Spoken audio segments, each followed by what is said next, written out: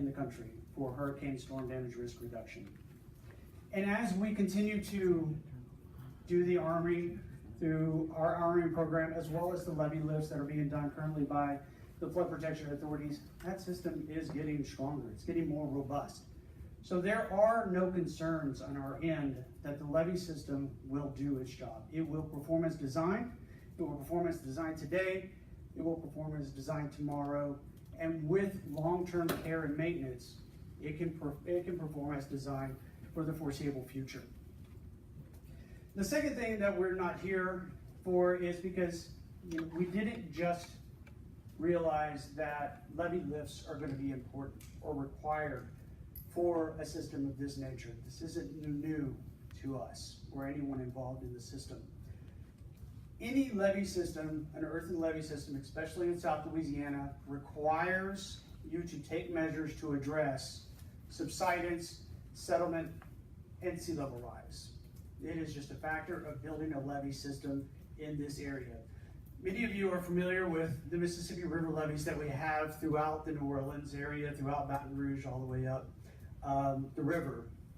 You also are probably familiar that almost every year we are engaged in some type of levee lift project to account for that subsidence, sea level rise, and settlement.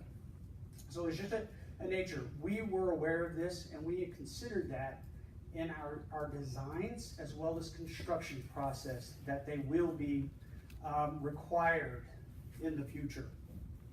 So if we knew, or we know the system itself is in good shape and will perform as designed, and we knew that periodic levee lifts are going to be required, what is it that we don't know? Why are we here? Well, what we don't know is who's going to pay for it. And that is why we're here. When we received authorization, when we received the permission, the direction to go build the hurricane system, it included building it, but it didn't include authorization for us to come back in later to address that sea level rise, subsidence, and settlement. In the meantime, the levee districts, the local authorities have started doing that work, and they have levee lifts underway right now as we speak, but they're doing it on the local dollar. It is a local cost that they are funding to build these levee systems to maintain that elevations needed. Recently, and actually in 2014, but recently we've been funded, Congress has given us the authority to go look to see if there is a federal interest in performing these levee lifts. And that's why we're here. We need to find out if the federal government can participate, if we can have a cost responsibility for addressing the subsidence, sea level rise, and settlement in the future. And so that is why we're here. That is the authority that we have started the general reevaluation report. I have stolen a lot of Brad's thunder, but I am going to turn it over to Brad now for the presentation. Once we're complete, we will all be in the back and ready for any questions, comments, and ideas you may have. Thank you. I don't want to stand behind the podium either. Hi, again, my name is Bradley Drew. I'm a project manager that's leading the team that is in charge of performing these two studies. The one we're here to talk about right now is the Lake Pontchartrain and Vicinity General Reevaluation Report. What is a GRR? That just means it's a study where there's an existing project already. So we're reevaluating the existing project. And as Ricky discussed, is to look at ways to sustain the system at either the 1% level of risk reduction or perhaps something else. That's part of what we're going to study. Let me grab the clicker here. All right. So as Ricky stole some of my thunder earlier, the high level point is the system's in great shape right now. We're ready going into hurricane season in 2019, and we're going to be ready going into hurricane season for the next several years. Some of you may have read the notice of intent that said we thought there might be some work required as early as 2023. Maybe the better wording for that, and that might be my fault, is it should have said that we know there's not going to be any work required prior to 2023, no sooner than 2023. That was an estimate that we came up with about 5 years ago before the levee districts had begun performing these lifts that Ricky already discussed using local taxpayer dollars. And we know that typically when you perform a lift, it adds 5 to 10 years to the performance of a levee. before another lift would be required. So just high level point, the system's in great shape. We don't have any concern here in the near future. And in the meantime, while we're doing the study, the local levee districts, the flood authority on the east and the flood authority in the west, have been performing the lifts on the system. I think that covers that slide. So why are we here tonight? Ricky mentioned it, we're just at the start of this study. We just got the funding from Commerce to begin at the end of last year. So we're here tonight as far as the scoping process to gather public input so that we know what y'all want us to consider while we do this study. And also we know what you value so that we can consider what's important to you while we look at those alternatives. So tonight, we're here to make sure we get your input on any significant issues that we need to address during the environmental impact statement, to get any ideas for project features and alternatives. If you know about any data sources, things like studies that have been done recently that you think it would be important to bring to our attention, obviously we're working with our partner in the state and their master plan already, and we're working with the flood authorities, we're working with federal resource agencies on any endangered species issues as we need to be concerned about, and also the state resource agencies. But maybe there's something out there that we don't know about. And that's why one of the reasons we're reaching out to you all today is to get that information and make sure we consider it in this process. And we also want to know issues that aren't significant that you don't want us to spend time evaluating or looking at during the study as part of this process too. This is part of our compliance with the National Environmental Policy Act. This is a scoping meeting in preparation for writing an environmental impact statement. So part of that process is getting out to you early. So we don't have a lot of information to share with you because we're very early in the study. Like I said, we're just getting started. We've been gathering existing data and information. We haven't started any analysis yet. We don't have any alternatives to share with you. We're reaching out now to make sure that when we come up with alternatives, we look at the ones that you're interested in seeing. And again, the general reevaluation report is just a study when you're looking at an existing project. So if you're not used to seeing that term before associated with the core study, that's all that means. So again, we got funding for this study at the end of last year, and we signed a cooperation agreement with the Coastal Protection and Restoration Authority to be the non-federal sponsor for this study. So they're going to be our partner. But we're also working with all the federal agencies, EPA, U.S. Fish and Wildlife, Louisiana DEQ, all the folks that are going to have input into assessing our environmental impact and making sure that we consider all the environmental impacts as part of this process once an alternative is selected or as part of the alternative selection process. For anyone that might be new to the area, a lot of people probably know where the levees are, but this is just a map of the study area for LPV. Starting at the west bank, starting at the western end of Lake Pontchartrain and Vicinity, we have the Body Carry Spillway. It goes along Airline Highway and then juts north right at the airport, and then follows along the Lake Pontchartrain shoreline out to New Orleans east, across with the IHC surge barrier, and then to St. Bernard, tying into the Mississippi River levees there. And for the West Bank, for those that are interested, we also have the West Bank on this map, beginning on the western end at Davis Pond and then going east to Oakville. But those are the study areas. It's basically the existing alignments of the two projects right now. And we want to just make sure everybody was familiar with the areas that we're talking about. So Ricky kind of alluded to this already, but lifts on levees or doing levee lifts is something that's just part of the process of building levees in Southeast Louisiana. And there's a few reasons for that. And one of them is that the height that a levee needs to be at to provide the same level of risk reduction over time changes. It's not the same. You don't build it to 16 feet in 2011 and it's 16 feet 50 years later. And there's a couple of reasons for that. The first are kind of larger scale, and that's sea level rise with ice caps melting, water adding to the oceans rise, and then also regional subsidence. We live in the Mississippi Delta. The material is soft, it's sediment deposited by the river, and especially in the greater New Orleans area with pumps draining the water out of the ground subsides and settles. And then you also have, in the immediate vicinity of levees, settlement and compaction. And what that is we have soft soils here in New Orleans. When you put a lot of weight on those soils, they're weak, they tend to compress, they push out water.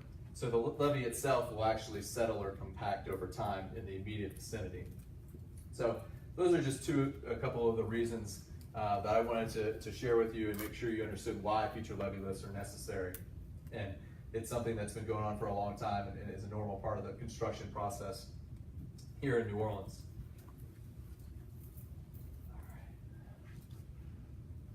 The second reason that future levee lifts are usually part of the normal construction process in New Orleans and in Southeast Louisiana in general is a little bit more practical. And I wanted to show you on this slide, this is the same levee section, or theoretical levee section, constructed two different ways. And the top levee was built in lifts over time, and the bottom section was built all at once to try to be at the height in 50 years that it would need to be at.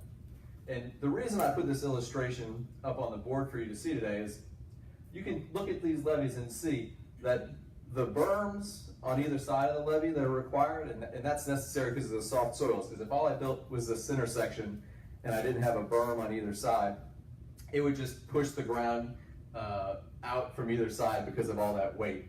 So the levee that you would build all at once to 2057 ends up being much, much larger than a levee that you would build over time. And you can see the footprint of this levee is much smaller than the footprint of the one built all at once. And the reason for that is when you build levees in lifts and over time, you give the soil underneath that levee time to consolidate and gain strength. So then your berms don't need to be as large and you don't need as much material. And there's a couple impacts or a couple of things that result from that. When you don't have as much material you have to bring in, you don't have to get as much material out of the surrounding area, so you have less environmental impacts. You don't have to truck as much material to the levee, so you have less traffic impacts on the public. It doesn't cost as much money. You don't need as much land to build the levee, so you don't need to have any impacts on the surrounding community, or not as many impacts as you would have to have if you built a levee all at once. So you're really reducing your environmental impact, you're reducing the footprint of the levee, a lot of which are right along the alignment in the backyards in some cases of residences and commercial businesses. And obviously we want to avoid impacting property owners when we can. And then you also end up saving money because you don't need to bring as much material, you don't have to mitigate for as many environmental impacts. So those are just some of the reasons that we build in lifts in New Orleans typically, and not all at once. And the other reason in this particular case that Ricky Alway already mentioned was that when Congress gave us the authority to build the hurricane and storm damage risk reduction system on the east and the west bank, they didn't give us the authority to build everything at once to the height that it may need to be in 50 years. They said to build it to the height it needed to be at the time of construction to be at the 1% level of risk reduction required for that levee system to be accredited by FEMA. And that FEMA accreditation is what allows you to get your reduced flood insurance rates. So just a brief explanation on levee lists and why they're required there. So let's focus a little bit more back on the study and what we're trying to accomplish on the study now. So the study was authorized in WRDA 2014, but there's always two things that the Corps of Engineers needs to do anything, is we need congressional authority and we need congressional funding. So even though we got the authority to do this study in 2014, we just received the funding as part of the Bipartisan Budget Act of 2018. So at the end of last year, we got funding and we signed that cooperation agreement with the Coastal Protection and Restoration Authority. So that study authority gave us authority to carry out measures that address consolidation, settlement, subsidence, sea level rise, and new data, which is basically just how we measure the elevation from the surface of the earth. We get better at that over time, so that can change over time a little bit. But the rest of those we've already discussed.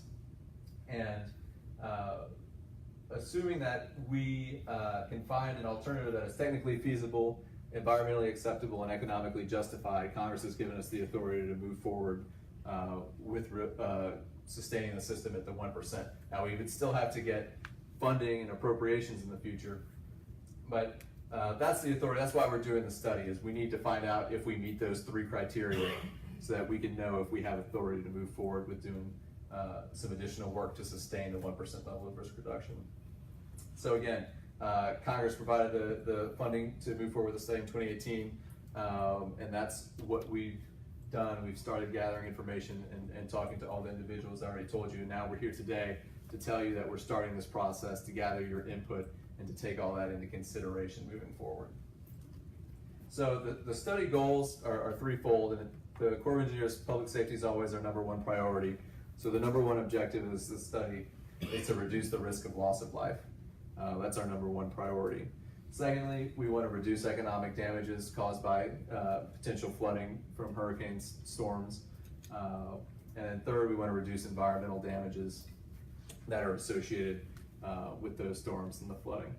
So those are the 3 objectives that we're keeping in mind as we try to look at alternatives and select an alternative to go forward. Just a little bit about the study area. We're expecting population to increase by 6% going through 2030 and then beyond. That'll mean more residences, potentially more structures that would be impacted by flooding. And that plays into the economic justification we talked about. Those are potential damages that we would look at as part of the study. And it's those damages that we would weigh against the benefits of constructing any given alternative. For example, if just raising the levees was the alternative that was selected, we did an estimate that that would cost $820 million in 2010 dollars. That hasn't been escalated for inflation. But that's just a rough idea of what we would be looking at. It was about $390 on the East Bank and $430 million, excuse me, $390 million and $430 million on the West Bank.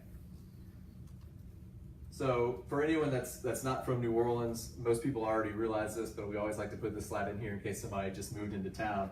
The reason that we need flood protection is most of the city is below sea level. You have some high ground along the Mississippi River, and then you have some high ground on the lakefront. But without the levees and flood walls, when you have surge from hurricanes, Interlake Pontchartrain, you can end up with water elevations of 12 or greater in the lake. So that's why this system is important to the local community, why it's necessary, and why Congress authorized us to construct it in the first place.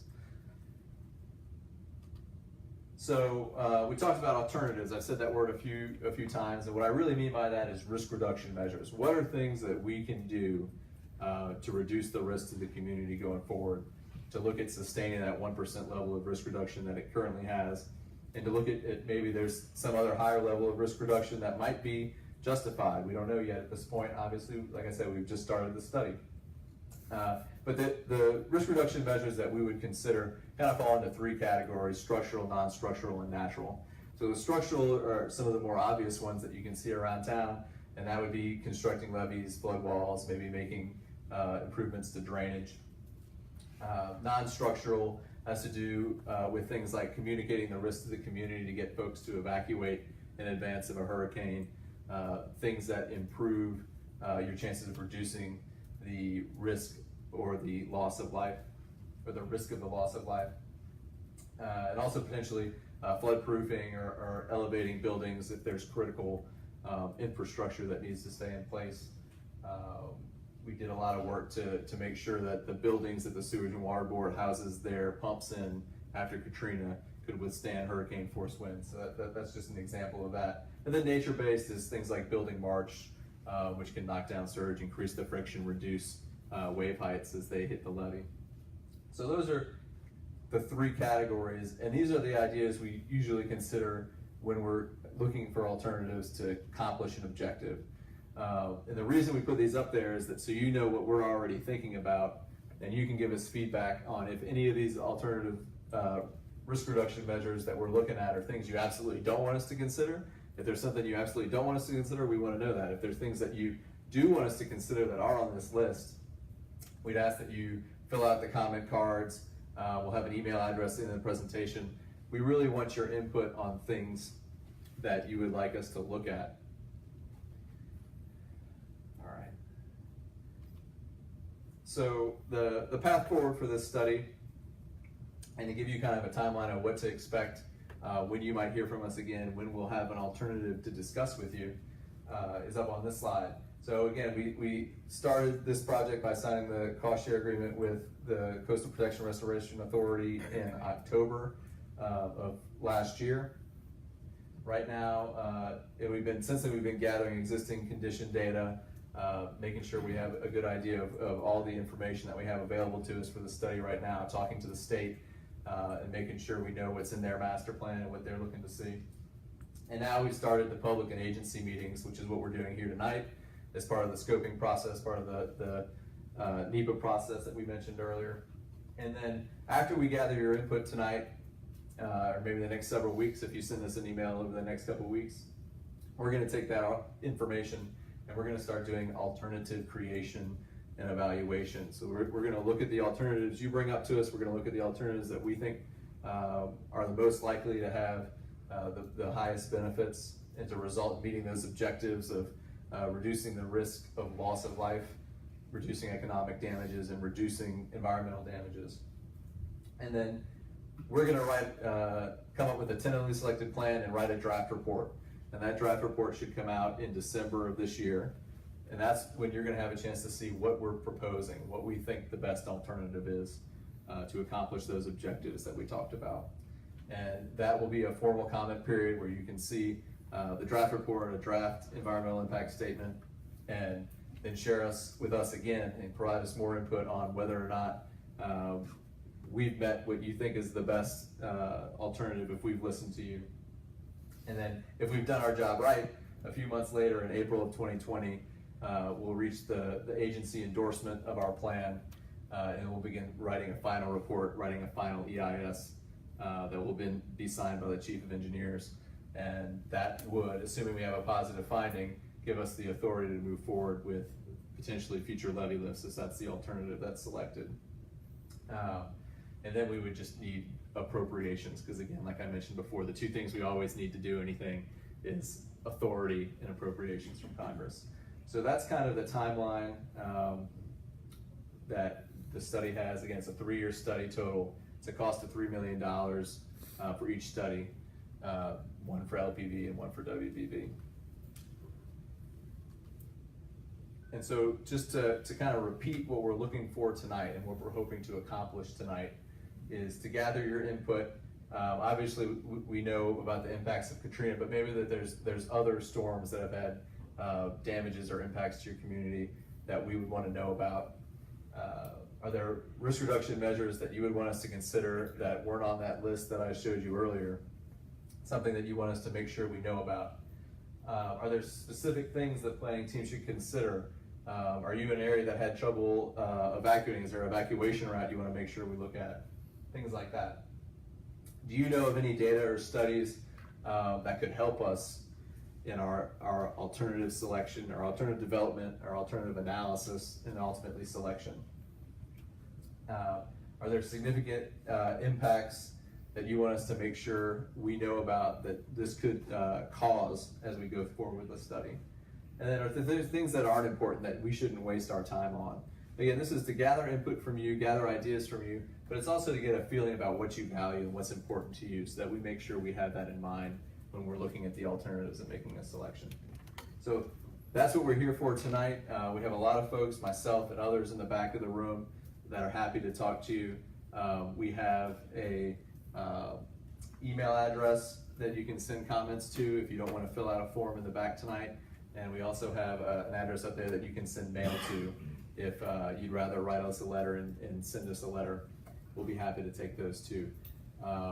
There is no specific deadline for providing your input, but the sooner you do, the better. If you get it in the next 30 days, we'll have that as we begin this process of developing alternatives and starting to analyze them.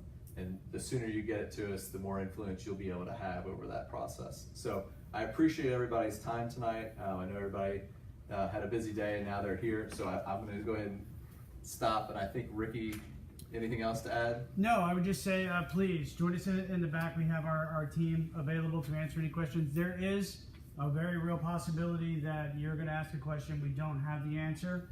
but it's a question that's important to us because that will let us know that's something we do need to have the answer for. So what I didn't do this time, but I think I will, if I can get our team members to say hi and announce so you can put a name to a face, and all of them will be available to it. And we'll start with any volunteers.